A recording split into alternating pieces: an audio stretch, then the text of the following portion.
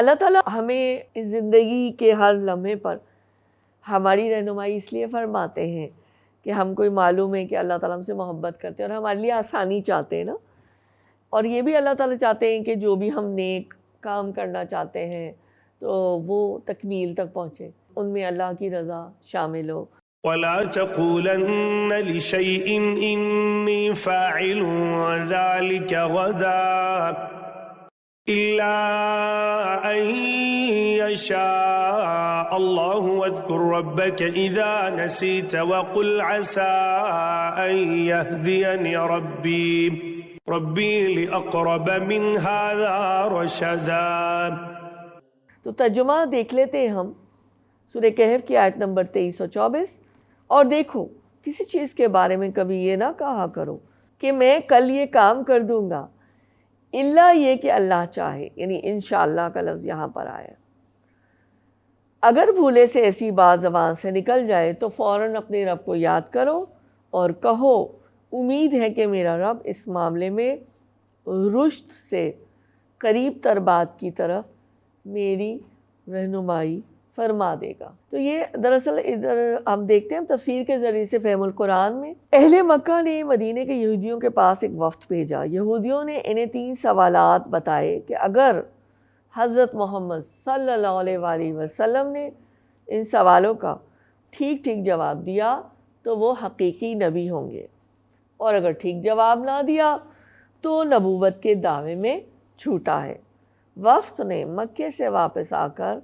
آپ صلی اللہ علیہ وآلہ وسلم سے یہ سوال کیے۔ آپ نے فرمایا کہ میں کل تمہیں جواب دوں گا، لیکن کئی دن گزر گئے اور وحی نہ آئی، جس پر کفار نے بغلے بجائیں، پروپیگینڈا کیا کہ یہ شخص جھوٹا ہے۔ اس بات پر اللہ تعالیٰ نے یہ فرمان جاری کیا کہ اے نبی صلی اللہ علیہ وآلہ وسلم، کسی کام کے بارے میں آئندہ اس طرح نہ کہنا کہ میں اسے کل کروں گا۔ ایسی بات کہتے وقت انشاءاللہ کہا کریں، یعنی یہ اللہ کا حکم ہمیں یہاں پتہ چل گیا نا کہ انشاءاللہ کہنا ضروری ہے۔ اس میں اللہ کی پھر تائید و نصرت بھی شامل ہو جاتی ہے۔ پھر تفہیم القرآن میں آپ دیکھیے کہ نبی صلی اللہ علیہ وآلہ وسلم اور اہل ایمان کو یہ ہدایت دی گئی کہ تم کبھی دعوے سے نہیں کہنا کہ میں کل فلاں فلاں کام کر لوں گا۔ تم کو کیا خبر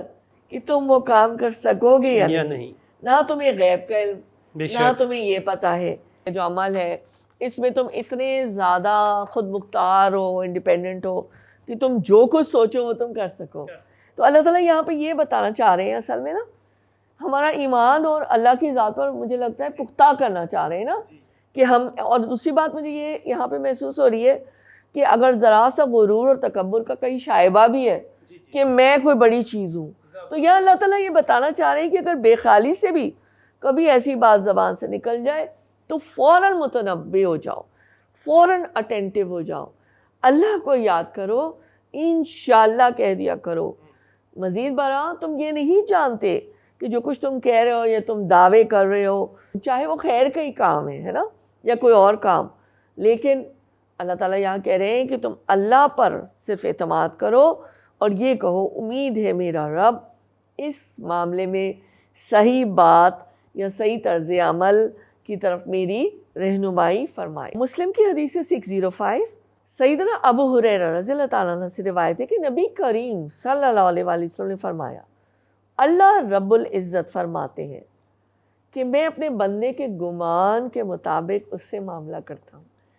جب مجھے وہ یاد کرتا ہے تو میں اس کے ساتھ ہوتا ہوں،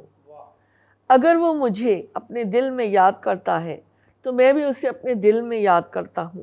اگر وہ مجھے کسی جماعت پہ یاد کرتا ہے تو میں اسے ایسی ہی جماعت پہ یاد کرتا ہوں جو ان سے بہتر ہے،